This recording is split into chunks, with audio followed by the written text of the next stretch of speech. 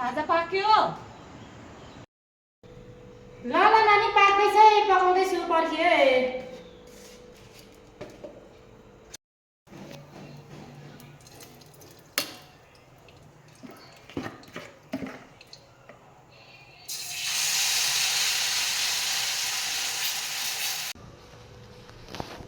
आइज नानी खाजा खानु। छि यो के हो मम्मी, खाजा कालो न कालो यस्तो पनि खाजा हुन्छ? म खाँदिन यो। के भयो रे नानी? यो के हो मम्मी, कालो न कालो, म यस्तो खाजा खाँदिन। अनि यो कोदोको रोटी हो, कोदो मिलेट भन्छ नि, साइन्समा पढेको होइन? ओडेको नि, तर यस्तो कालो हेर्नु त। अन्त कालो त हुन्छ त, तिमीलाई त्यो पिज्जा बर्गर जस्तो पहेँलो हरियो रातो निलो हुन्छ? कोदोको रोटी हो, कालो हुन्छ। यो खानुपर्छ, हेल्थको लागि पुरा राम्रो हो। उहिले हामी खाएर त अहिलेसम्म कति दौरो छौँ।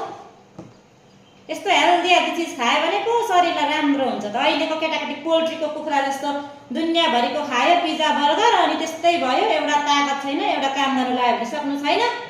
बेकारको केटाकेटीहरू। खा, कति मेहनत गरेर फलाउनु पर्छ। खा न, भटाभटी खा खा ल। भयो मम्मी, भयो। कति मिठो छ हो। खा मिठो छ। खा खा, भटाभटी खा न त, किन खेलाइराखेको? मिठो छ भने चाहिँ कम्ती काम खा न।